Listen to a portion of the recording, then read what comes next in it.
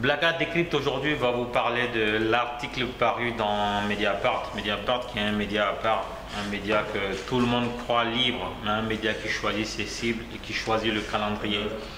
Il y a une semaine en arrière, le président Ibrahim Boubacar Keïta avait pris à partie la communauté internationale, avait pris à partie le secrétaire général des Nations Unies et aussi son représentant spécial au Mali, Hervé Ladsou. Même s'il y a eu des excuses après, ça a dû faire mal en Hexagone. L'apparition du journal Mediapart, un journal en ligne tenu par Edwin Plenel, pour qui la majorité des gens ont du respect, commence à baisser un peu dans l'estime des Maliens d'abord. Peut-être que les autres personnes s'en rendront compte petit à petit.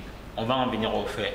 Donc ce journal-là retranscrit des écoutes téléphoniques des enquêteurs français sur le président Ibrahim Boubacar Keïta, le président gabonais Ali Bongo et l'homme d'affaires corse français Michel Tomi. Jusque-là, rien de spectaculaire, sauf que là, on parle quand même de chefs d'État de pays souverains. Qu'ils soient des pays africains ne change en rien. On se rappelle lorsque la CIA avait mis sur écoute le chef d'État français, ça avait fait un tollé phénoménal en Hexagone. Et là, on n'a entendu personne se plaindre sur cette entorse-là aux libertés individuelles. Et je reviens sur le fait qu'il s'agit d'un chef d'État.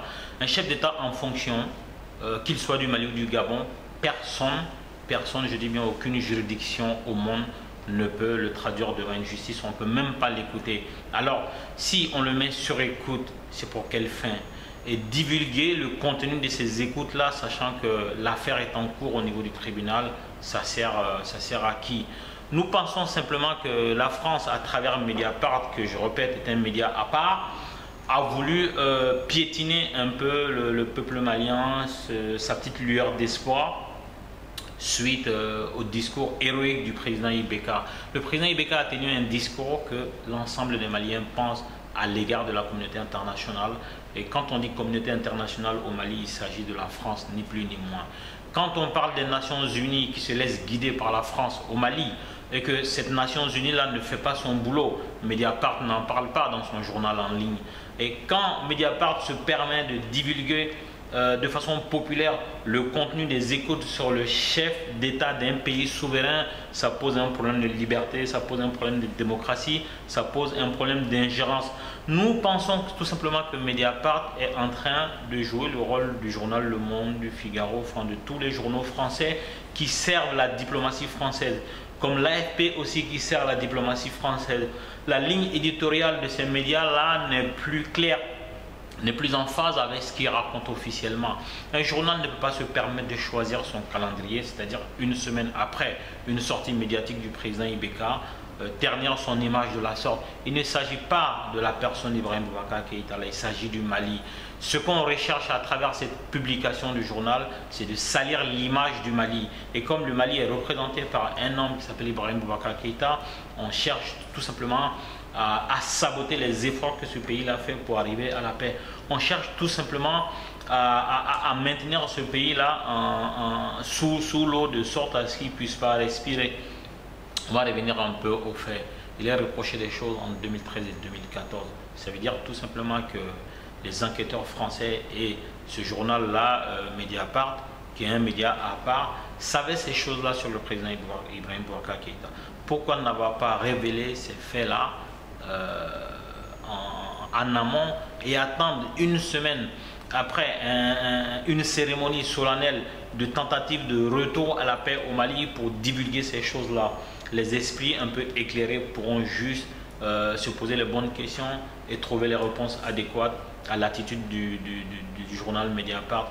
Et tout ce qu'on reproche au président Ibrahim Boubacar Keïta sont des faits qui se déroulent tous les jours en France. On a connu le cas Jérôme Cahuzac, le cas avec Jean-Marie Le Pen.